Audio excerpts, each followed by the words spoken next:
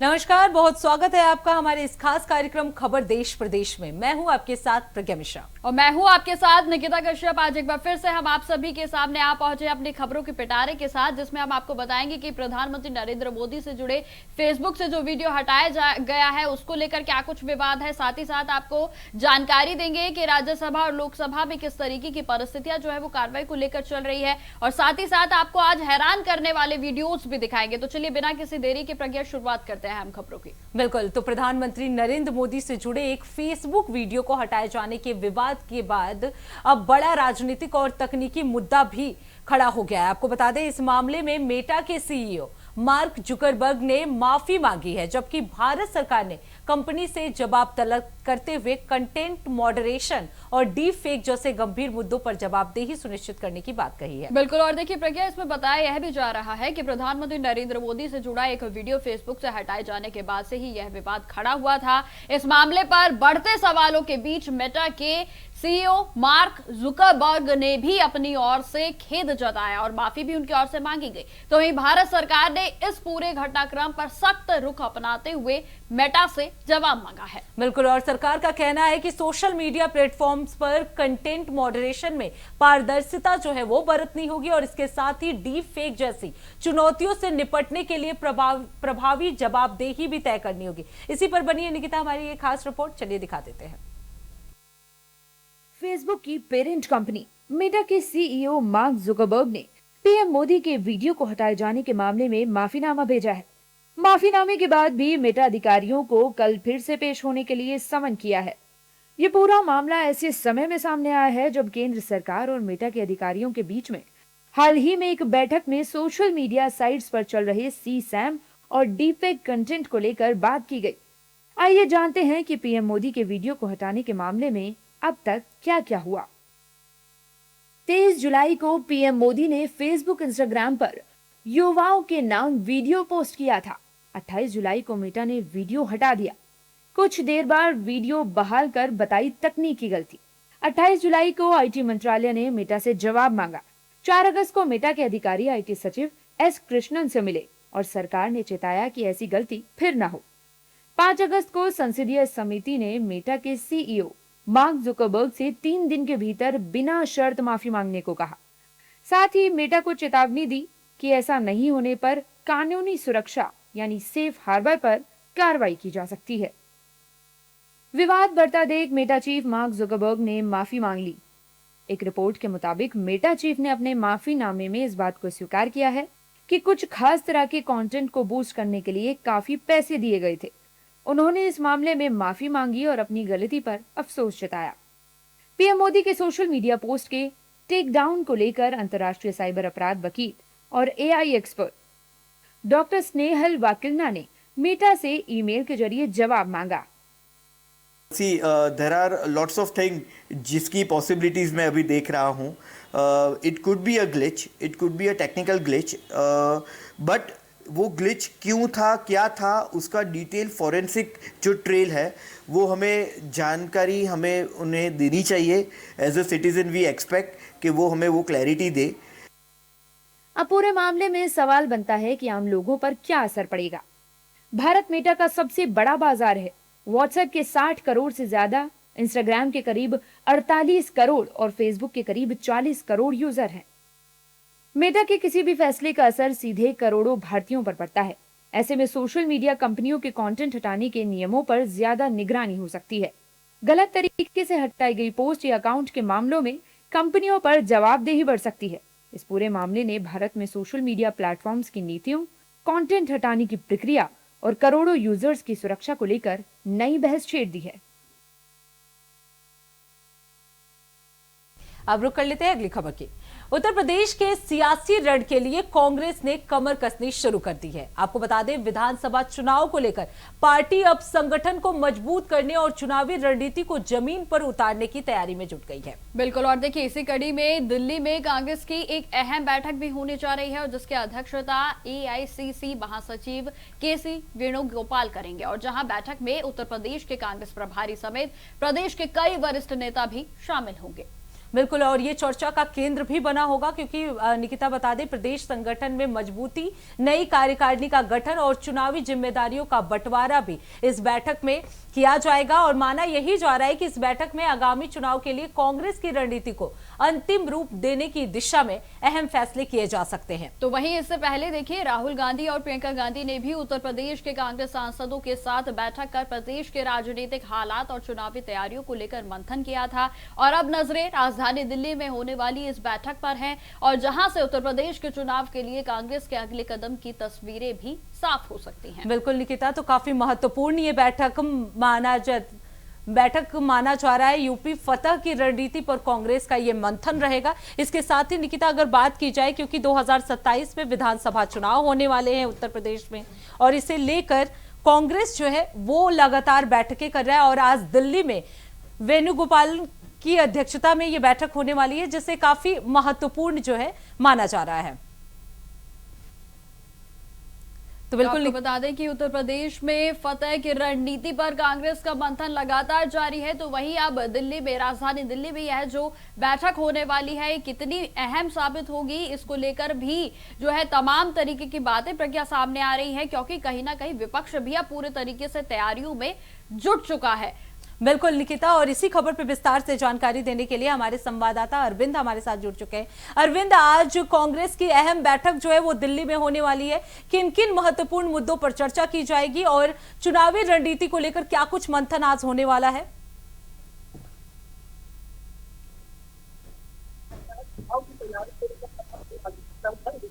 कांग्रेस की उसी दरमियान अपने पार्टी को मजबूत करने के लिए, संगठन को मजबूत करने के लिए एक लंबी बैठक आज दिल्ली में करने वाली है। केसी वेणुगोपाल राव की अध्यक्षता में यह बैठक होगी, क्योंकि माना जा रहा है कि जो अगले साल विधानसभा चुनाव होगा, उस चुनाव के दौरान जो हमारा संगठन बूथ लेवल पर कैसे मजबूत हो, प्रत्याशियों का चयन कैसे हो, इसके अलावा हमारा जब गठबंधन हो समाजवादी पार्टी से तो कितने सीटों पर गठबंधन हो, इन तमाम मुद्दों को लेकर आज बैठक में चर्चा होगी। क्योंकि कल देखा होगा कि जिस तरह से राहुल गांधी, प्रियंका गांधी की अध्यक्षता में यूपी से जितने भी कांग्रेस पार्टी के राज्यसभा सदस्य हैं या फिर विधानसभा सदस्य, लोकसभा सदस्य हैं, उनकी एक लंबी बैठक हुई थी। राहुल गांधी, प्रियंका गांधी सभी सांसदों से वार्ता की और पार्टी को किस तरह से मजबूत करना है, इस पर उनके तरफ से चर्चा की गई। और इसी दौरान आज वेणुगोपाल राव की अध्यक्षता में संगठन जो नेता है संगठन के, उनसे बिल्कुल अरविंद, अगर माना जाए तो ये कितनी अहम बैठक है, क्योंकि देखिए विधानसभा चुनाव को लेकर अब कांग्रेस पूरे तरीके से जोर आजमाइश में जुट गई है और अपने कार्यकर्ताओं समेत जितने भी नेता हैं उनसे अब संपर्क साधने की कोशिश की जा रही है। अरविंद जी बिल्कुल निकिता, क्योंकि माना यह जा रहा है कि कांग्रेस की जो गठबंधन हो जब विधानसभा चुनाव में तो समाजवादी पार्टी से हो, तो समाजवादी पार्टी और कांग्रेस के बीच संगठन तालमेल कैसे बैठे। क्योंकि आपने देखा होगा कि पिछले दिनों कांग्रेस की तरफ से कहा गया कि हमारी पार्टी सभी सीटों पर चुनाव तैयारी कर रही है, सभी सीटों पर हम चुनाव लड़ने की तैयारी कर रहे हैं और संगठन के लोग इसमें जुटे हैं।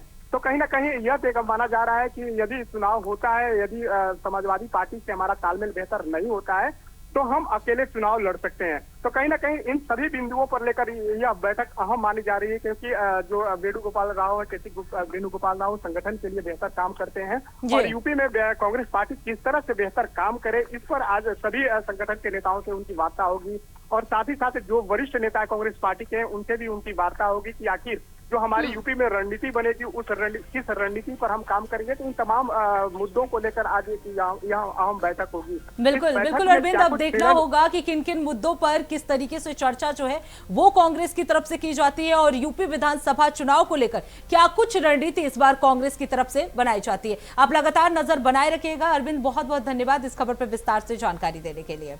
बिल्कुल प्रज्ञा, आप खबरों में आगे बढ़ जाते हैं, जहां लखनऊ में दिवंगत वरिष्ठ नेता उमाशंकर सिंह को श्रद्धांजलि देने के लिए राजनीतिक हस्तियों का पहुंचना लगातार जारी है। बिल्कुल, बहुजन समाज पार्टी की प्रमुख मायावती आज उमाशंकर सिंह के आवास पहुंची, जहां उन्होंने श्रद्धांजलि अर्पित की और शोक संतप्त परिवार से मुलाकात कर उनकी संवेदनाएं भी व्यक्त की। बिल्कुल, और देखिए इससे पहले भी समाजवादी पार्टी के जो वरिष्ठ नेता शिवपाल सिंह यादव हैं, वे भी उमाशंकर सिंह के आवास पर पहुंचे थे। उन्होंने दिवंगत नेता को श्रद्धांजलि अर्पित की, तो वहीं परिवार को डांढास उनकी ओर से बढ़ाया गया था। तो वहीं आपको यह भी जानकारी देते चले कि मायावती भी जो है वो आज पहुंचने वाली हैं और वे परिवार से मुलाकात करेंगी। तो वहीं भारतीय जनता पार्टी के प्रदेश अध्यक्ष पंकज चौधरी भी उमाशंकर सिंह के आवास पर पहुंचे और उन्हें श्रद्धांजलि अर्पित की। बिल्कुल निकिता, और उन्होंने परिवार से मुलाकात कर दुख की इस घड़ी में अपनी संवेदनाएं भी व्यक्त की है। उमाशंकर के निधन पर विभिन्न राजनीतिक दलों के नेताओं का उनके आवास पर पहुंचना इस बात का संकेत है निकिता कि सार्वजनिक जीवन में उनके योगदान को व्यापक सम्मान मिला है। इसी खबर पर विस्तार से जानकारी दे रहे हैं हमारे संवाददाता। बहुजन समाज पार्टी के विधायक उमाशंकर सिंह का बीती रात निधन हो गया। उमाशंकर सिंह लंबे समय से कैंसर से पीड़ित थे, लगातार उनका इलाज चल रहा था और कल उन्होंने अंतिम सांस ली। इस वक्त हमारी मौजूदगी उमाशंकर सिंह के आवास के बाहर है। तस्वीरें आप देख सकते हैं, तमाम नेता जो है वो यहाँ पर पहुँच रहे हैं उन्हें श्रद्धांजलि देने के लिए। जिस वक्त खबर आई थी उमाशंकर सिंह ने का निधन हो गया है, उसके बाद ही मुख्यमंत्री योगी आदित्यनाथ की बात की जाए, बसपा प्रमुख मायावती की बात की जाए, सभी लोगों ने एक्स पर पोस्ट करके शोक व्यक्त किया था और उन्हें श्रद्धांजलि दी थी। कुछ देर पहले बसपा प्रमुख मायावती उमाशंकर सिंह के आवास पहुंची थी और तस्वीरें आप देख सकते हैं। उत्तर प्रदेश सरकार में मंत्री दिनेश प्रताप सिंह यहाँ पर मौजूद हैं और साथ ही विधानसभा अध्यक्ष सतीश महाना यहाँ पर मौजूद हैं और अभी समाजवादी पार्टी के विधायक संग्राम सिंह वो भी यहाँ पर पहुँचे थे। तो यानी जो पक्ष हो या विपक्ष हो, तमाम नेता जो है वो यहाँ पर पहुँच रहे हैं। और उमाशंकर सिंह की अगर बात की जाए तो वो एक लौते विधायक थे बहुजन समाज पार्टी के। उनका अपना जनाधार था। जिस वक्त पार्टी ने बड़ी हार का सामना किया था उस वक्त उमाशंकर सिंह ने अपनी जीत दर्ज कराई थी। बलिया के रसड़ा से विधायक हैं उमाशंकर सिंह और जिस तरीके से बसपा प्रमुख मायावती की बात की जाए तो उनके भरोसेमंद विधायक हैं।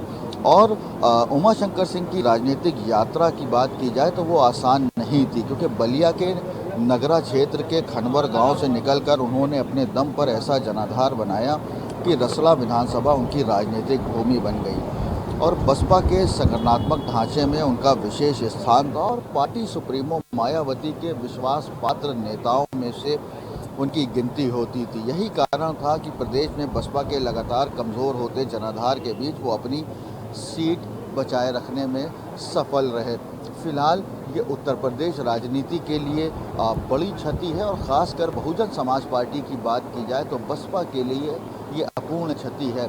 अब विधानसभा में बसपा का एक भी विधायक नहीं है। जिस तरह से बीती रात उमाशंकर सिंह ने अंतिम सांस ली, उनका निधन हो गया, जिसके बाद पूरे प्रदेश में शोक की लहर है और तमाम नेता जो है वो उमाशंकर सिंह के आवास पहुंच रहे हैं। कैमरा पर्सन हरीश के साथ अजहर खान, इंडिया वॉइस, लखनऊ। छात्रों के मुद्दों पर देश की राजनीति एक बार फिर गर्मा गई है। कांग्रेस सांसद राहुल गांधी ने छात्रों के समर्थन में बड़ा बयान देते हुए कहा कि छात्रों को टारगेट किया जा रहा है और उन्हें माफी मांगने की कोई जरूरत नहीं है। बिल्कुल, और देखिए राहुल गांधी के इस बयान के बाद जहां भारतीय जनता पार्टी ने भी उन पर तीखा पलटवार किया है, तो वहीं बुधवार को आयोजित एक प्रेस कॉन्फ्रेंस में भी राहुल गांधी ने 5 छात्र प्रदर्शनकारियों से मुलाकात की और जहां राहुल गांधी का दावा है कि इन छात्रों को प्रदर्शन के दौरान निशाना बनाया गया और उनके साथ मारपीट भी की गई, तो वहीं साथ ही साथ प्रदर्शन खत्म होने के बाद भी सोशल मीडिया पर उन्हें लगातार ट्रोल किया जा रहा है। बिल्कुल निकिता, राहुल गांधी ने आगे ये भी कहा कि इन छात्रों ने कोई गलत काम नहीं किया है, इसलिए उन्हें किसी से माफी मांगने की जरूरत नहीं है। उन्होंने आरोप लगाया कि छात्रों की आवाज को दबाने की कोशिश की जा रही है और इसी पर बनी है हमारी ये खास रिपोर्ट। चलिए आपको दिखा देते हैं। कांग्रेस नेता राहुल गांधी ने बुधवार को प्रेस कॉन्फ्रेंस की। राहुल गांधी ने 5 ऐसे छात्र प्रदर्शनकारियों से मुलाकात की जिनके बारे में उन्होंने दावा किया कि इन 5 छात्रों को प्रदर्शन के दौरान निशाना बनाया गया, उनके साथ मारपीट की गई और प्रदर्शन खत्म होने के बाद भी उन्हें सोशल मीडिया पर बुरा भला कहा जाता है। राहुल गांधी ने कहा कि उन्होंने कुछ भी गलत नहीं किया है और उन्हें माफी मांगने की कोई जरूरत नहीं है। और इनका कहना है कि इन्होंने किसी पर हिंसा नहीं की, मगर इनका नॉन स्टॉप हरासमेंट हो रहा है, इनको धमकाया गया और इन पर लाठियां चलाई गई, इनको मारा गया। तो मैं चाहूंगा कि 2 शब्द ये भी बोलें।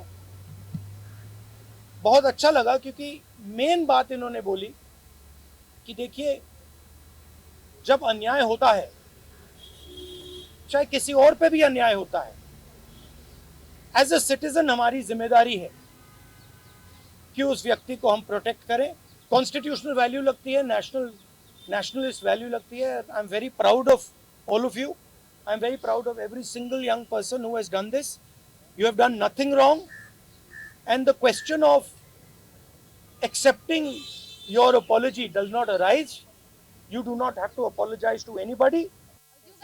राहुल गांधी के अलावा मुंबई में प्रदर्शन के दौरान पुलिस की वैन के सामने खड़े होकर रोकने वाली वायरल गर्ल रिया अहीर ने आरोप लगाया कि उन्हें हैरेस किया जा रहा है।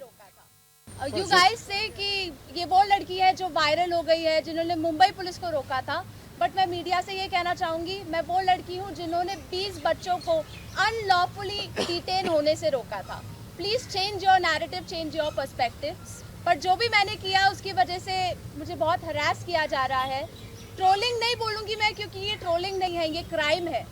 और सिर्फ यही नहीं, जनता ही नहीं बल्कि पार्टी वर्कर्स भी अभी अपने फेसबुक पर पोस्ट लगा रहे हैं, मेरे बारे में गलत बोल रहे हैं कि मैं जो कुछ भी कर रही हूँ 140 रुपीज में अपनी बॉडी बेच रही हूँ। सर, बच्चे हमारे देश के भविष्य। राहुल गांधी की प्रेस कॉन्फ्रेंस का जवाब दिया बीजेपी ने। बीजेपी ने कहा कि राहुल गांधी बच्चों के कंधे पर रखकर बंदूक चला रहे हैं और उन्हें भटकाया जा रहा है।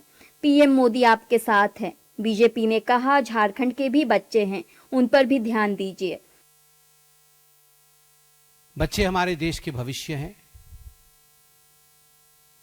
बच्चों का कोई दोष नहीं। हम भी कभी स्कूल और कॉलेजेस में थे, आंदोलनों में हमने भी भाग लिया है। और जो बच्चे आज राहुल जी के साथ थे, उन्हें मैं बहुत प्यार से कहना चाहूंगा कि निडर रहना, बिल्कुल आप घबराना मत। हम विश्व की सबसे बड़ी पॉलिटिकल पार्टी हो सकते हैं, हम सब पार्टीज हो सकते हैं, मगर आप हमारे हैं। प्रधानमंत्री आपके हैं, हम सब आपके साथ हैं। मगर झारखंड के बच्चे भी बच्चे ही हैं, वो भी आंदोलन कर रहे हैं। झारखंड के कुछ बच्चों से भी राहुल गांधी का इंटरेक्शन होना चाहिए। दरअसल राहुल गांधी ने पिछले महीने पेपर लीक के मुद्दे पर तत्कालीन शिक्षा मंत्री धर्मेंद्र प्रधान के इस्तीफे की मांग को लेकर विरोध प्रदर्शन में शामिल हुए कुछ युवाओं से मुलाकात की, जो दावे कर रहे हैं कि उन्हें परेशान किया जा रहा है। लेकिन बीजेपी ने इसे राहुल गांधी की राजनीति करार दिया है।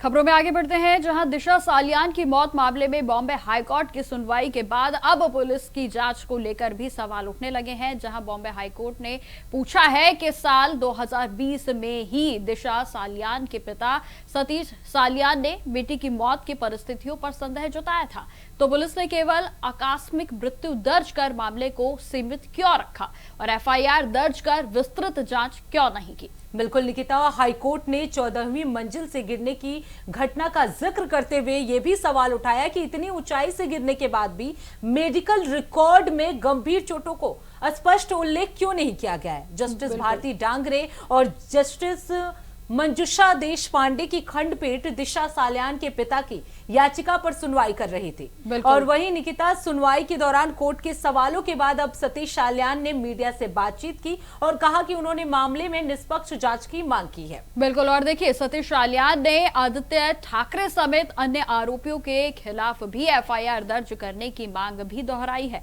तो वहीं अब इस मामले में बॉम्बे हाईकोर्ट की अगली सुनवाई पर सभी की नजरें टिकी हुई हैं। बिल्कुल निकिता, और इसी पर बनी है हमारी ये खास रिपोर्ट, चलिए दिखा देते हैं।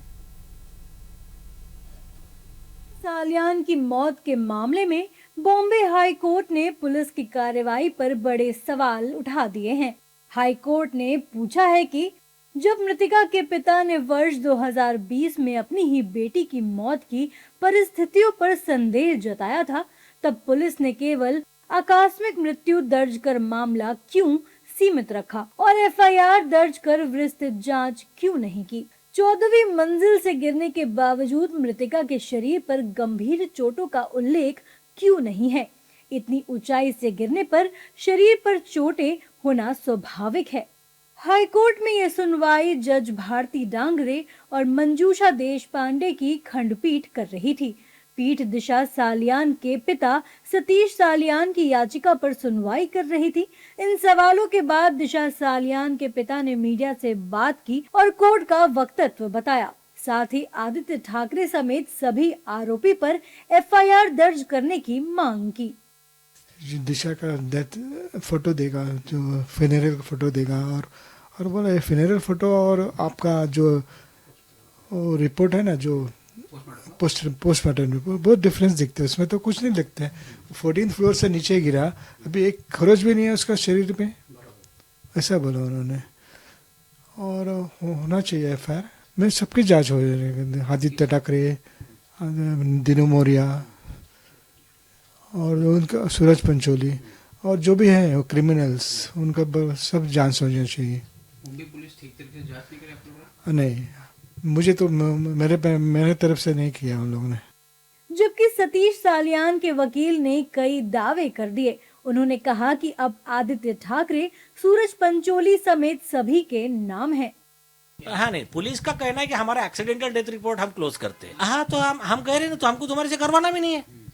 यह हमारा कंप्लेंट है, ये सुप्रीम कोर्ट का जजमेंट है। एफआईआर रजिस्टर करो, सीबीआई को दो, लेकिन सिर्फ सीबीआई के हाथ में नहीं, under supervision of high court, जैसा वो नरेंद्र दाभोलकर का केस किया था। आदित्य ठाकरे, डीनो मौर्या, सूरज पंचोली, सचिन वाजे एंड अदर्स। कोर्ट ने एक सवाल और पूछा, वो रहती कहाँ थी और वहां कैसी पहुंची? तो हमने कहा पिताजी के साथ रह रही थी। तो वो बोले उसका फियांसी था, खुद रोहन राय उसके फ्लैट पे। बोले मैडम गई नहीं, ले जाई गई, क्योंकि इसके पास में आदित्य ठाकरे के ड्रग्स के रैकेट के एविडेंस थे, तो इसको मर्डर करने के लिए उधर ले जाया गया। और ये कनेक्टेड थी सुशांत सिंह राजपूत के साथ में, इन्होंने उसको दिए थे, तो इनको पहले एक ही साथ में दोनों के मर्डर करना था, लेकिन सुशांत की सिस्टर वहां आ गई, इसके लिए वो बच गया। दिशा सालियान की 8 जून 2020 को मुंबई के मलाड स्थित एक आवासीय इमारत की 14वीं मंजिल से गिरकर मौत हो गई थी। उस समय पुलिस ने आकस्मिक मृत्यु की रिपोर्ट दर्ज की थी। बाद में जांच के आधार पर पुलिस ने इसे आत्महत्या का मामला बताया था, लेकिन पिछले साल दिशा के पिता सतीश सालियान ने हाईकोर्ट में याचिका दायर कर दावा किया कि उनकी बेटी के साथ सामूहिक दुष्कर्म के बाद उसकी हत्या की गई और प्रभावशाली लोगों को बचाने के लिए पूरे मामले पर पर्दा डाला गया।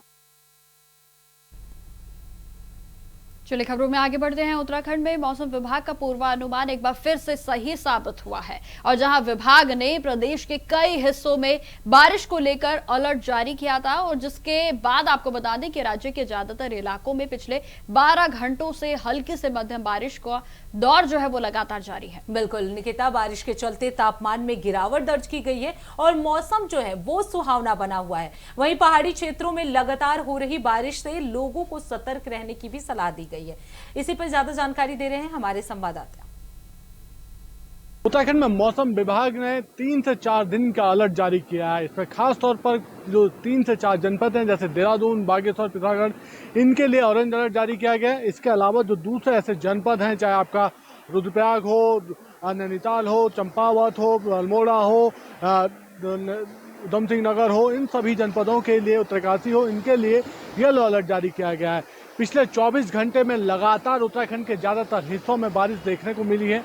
बारिश के चलते नदियों का जलस्तर लगातार बढ़ रहा है और प्रशासन की तरफ से एहतियात के तौर पर जो नदी किनारे जो लोग रहते हैं, जो बस्तियां रहती हैं, उनको सुरक्षित स्थानों पर शिफ्ट करने का काम यहाँ पर किया जा रहा है। जिस प्रकार से मौसम का पूर्वानुमान सच साबित हुआ, तो इसमें समझा जा सकता है कि उत्तराखंड के लिए अगले 24 से 48 घंटे बड़े सचेत रहने वाले कहे जा सकते हैं, सावधानी पूर्वक बरतने वाले कहे जा सकते हैं। और इसीलिए मुख्यमंत्री की तरफ से भी निर्देश जारी कर दिए गए हैं। आपदा सचिव से जो दूरभाष पर उन्होंने बातचीत की थी, उसमें सभी जिलाधिकारियों को अलर्ट पर रहने के लिए कहा गया है ताकि किसी भी प्रकार से जनहानि या कोई ऐसी बड़ी घटना, प्रिय घटना यहाँ पर ना घट सके, क्योंकि लगातार हो रही बारिश से नदियों का जलस्तर भी बढ़ रहा है। जो दूसरे ऐसे भूस्खलन या भूदशाओं की जहाँ पर चिन्हित जो संभावनाएं हैं, वहाँ पर भी ऐसी घटनाएं घटने की संभावना ज़्यादा बढ़ रही है। इसीलिए जनता को भी अनावश्यक यात्रा न करने से परहेज रखने के लिए यहाँ पर कहा जा रहा है, ताकि वो किसी भी अप्रिय घटना का सामना यहाँ पर न कर सके, उन्हें किसी प्रकार से कोई परेशानी ना हो।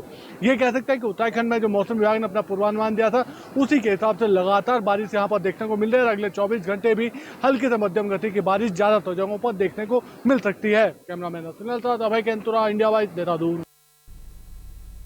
अब रुक कर लेते हैं अगली खबर की। उत्तर प्रदेश के शामली जिले में पुलिस और बदमाशों के बीच हुई मुठभेड़ में 1 लाख रुपए का इनामी बदमाश फुरकान मारा गया है। बिल्कुल, और देखिए पुलिस के मुताबिक इसमें जानकारी सामने आई है कि फुरकान जो है वो कुख्यात मुकिम काला गैंग का सक्रिय सदस्य था और जिस पर की हत्या, रंगदारी, लूट समेत करीब 30 संगीन मामले भी वांछित थे।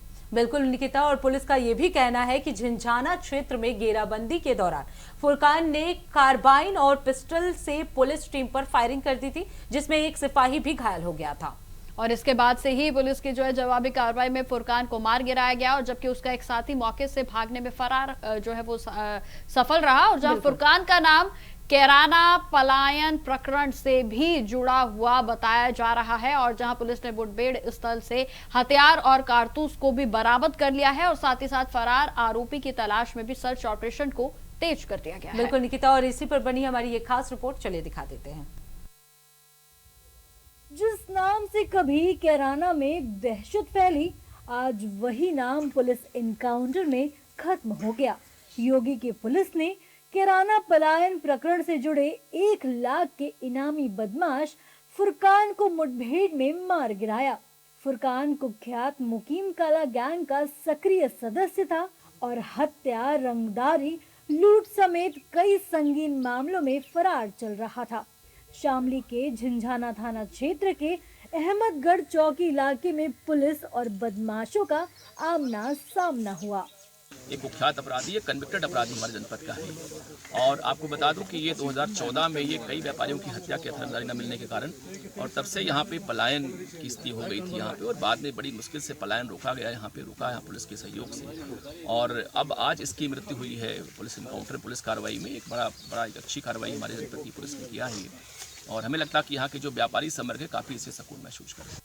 सबसे पहले जानते हैं कि क्या है कैराना पलायन कांड। बात 30 मई 2016 की है। अगले साल 2017 में विधानसभा चुनाव होने थे, इसलिए सभी पार्टियां चुनाव प्रचार में जुटी थीं। इसी बीच कैराना से तत्कालीन भाजपा सांसद हुकुम सिंह ने 346 हिंदुओं की एक सूची जारी की। उनका दावा था कि 2014 से 2016 के बीच एक विशेष समुदाय के अपराधियों और रंगदारी के डर से ये हिंदू परिवार यहाँ से पलायन कर गए। ये सिर्फ एक इनकाउंटर नहीं बल्कि उस अपराध की फाइल का बड़ा अध्याय है जिसने कभी पूरे कैराना को दहला दिया था। पुलिस के अनुसार मुकीम काला गैंग के आतंक, व्यापारियों की हत्याओं और लगातार रंगदारी की घटनाओं ने कैराना से कई परिवारों के पलायन का माहौल बनाया था। फुरकान पिछले 4 साल से फरार था और उस पर 1 लाख रुपए का इनाम घोषित था। पुलिस फुरकान के पूरे आपराधिक नेटवर्क को खंगालने में जुटी है। सवाल अब यही है कि क्या इस एनकाउंटर के साथ कैराना के अपराध के उस काले अध्याय पर पूरी तरह विराम लग पाएगा। मुंबई पुलिस विभाग से एक हैरान करने वाला मामला सामने आया है, जहां कागजों पर मौजूद कथित फर्जी कर्मचारियों को करोड़ों रुपए का वेतन बांट दिया गया। बिल्कुल निकिता, और आरोप है कि साल 2019-20 के दौरान 10 ऐसे लोगों के नाम पर करीब 6 करोड़ 41 लाख रुपए का वेतन भुगतान किया गया, जो पुलिस विभाग के कर्मचारी थे, जो पुलिस विभाग के कर्मचारी भी नहीं थे। और इस पूरे मामले का खुलासा करीब 6 साल बाद हुआ, जब मुंबई पुलिस विभाग के एक अधिकारी ने इसकी शिकायत दर्ज कराई। बिल्कुल, और इसी पर बनी है हमारी रिपोर्ट, दिखाते हैं आपको। मुंबई पुलिस विभाग से एक हैरान कर देने वाला मामला सामने आया है। यहाँ कागजों पर दर्ज 10 कथित फर्जी कर्मचारियों को साल 2019-20 के दौरान करीब 6.41 करोड़ रुपए वेतन के रूप में दे दिए गए।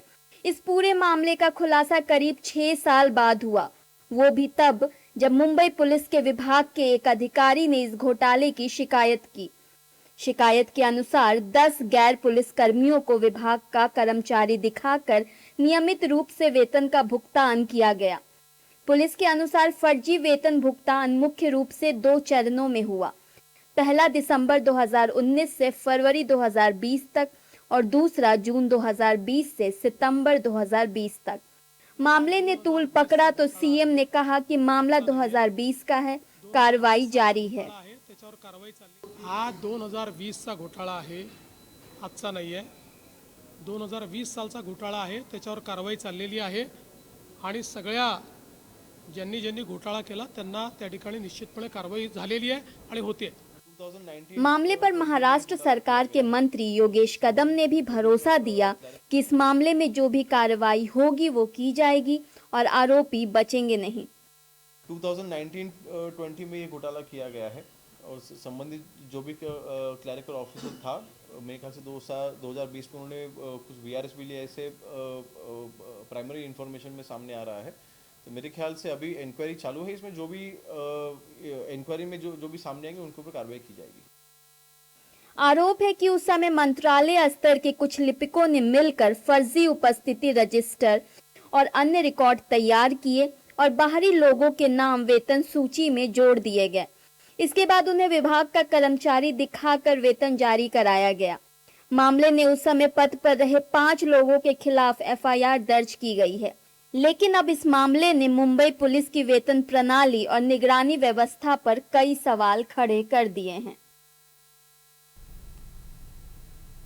अब रुक कर लेते हैं अगली खबर की। आर्टिकल 370 को लेकर एक बार फिर भारत और पाकिस्तान के बीच जुबानी जंग तेज हो गई है।